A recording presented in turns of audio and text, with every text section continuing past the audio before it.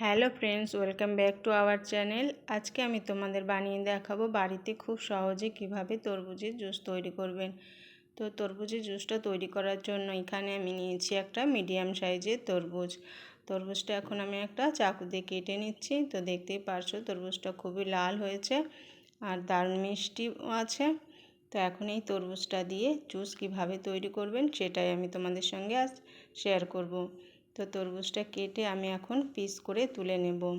তো এই গরমে বন্ধুরা শরীর আর মন তরতাজা রাখার জন্য অবশ্যই বাড়িতে একবার এইভাবে জুস তৈরি করে খেয়ে দেখবেন, দারুণ লাগে আর শরীরটাও খুবই ভালো থাকে। তো এখন এইভাবে আমি ছোট ছোট করে কেটে তরমুজের পিসগুলো তুলে নিচ্ছি আর খুবই সহজেই দেখতে পাচ্ছ তরমুজের পিসগুলো আমি করে নিলাম। তো বন্ধুরা তরমুজটা যদি মিষ্টি হয় তাহলে এতে সামান্য চিনি দিলেই হবে, আর এতে অনেক পরিমাণে জল থাকে। তো জল দেওয়ার কোনো দরকার নেই, বিনা জলেই তরমুজের জুসটা তৈরি হয়ে যায়। তো আমি সব তরমুজের পিসগুলো তৈরি করে নিলাম। এভাবে ছোট ছোট টুকরো করে আমি তরমুজটা কেটে নিয়েছি। এখন একটা মিক্সি জার নিয়ে নেব আর এই তরমুজের টুকরোগুলো আমি মিক্সি জারে দিয়ে দেব। সঙ্গে দিয়ে দেব কিছু আইস কিউব।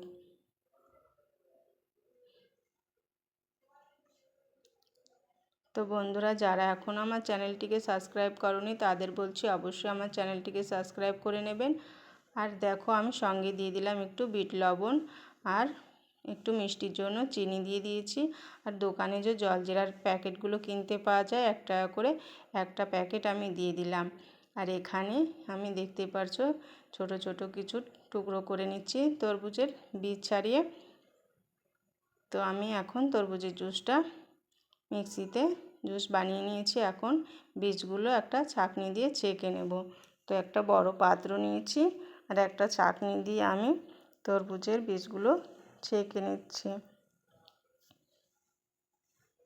তো দেখতেই পারছো এভাবে আমি তরমুজের বীজগুলো আলাদা করে নিয়েছি। আর এখন বাকি তরমুজটাও একইভাবে আমি জুসটা তৈরি করে নেব। আপনারা চাইলে জলজিরা নাও দিতে পারেন। তো জলজিরা দিলে একটু টেস্টটা ভালো লাগে, সেই জন্যই আমি দিয়েছি। তো দেখতে পাচ্ছ জুসটা আমার তৈরি হয়ে গেছে। এখন আমি একটা জগে এটাকে নামিয়ে নেব। তো বন্ধুরা ভিডিওটা ভালো লাগলে লাইক শেয়ার কমেন্ট করবেন।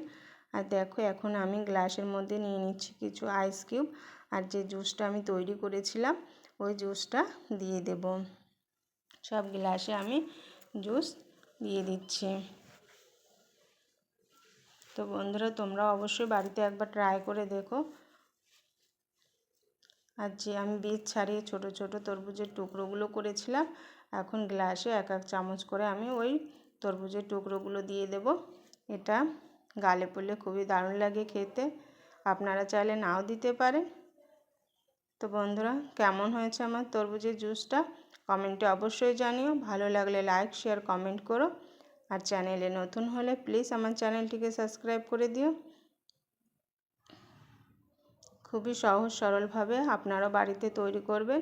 তো আজকের মতো এখানেই শেষ করছি, দেখা হবে নতুন কোনো রেসিপির সঙ্গে।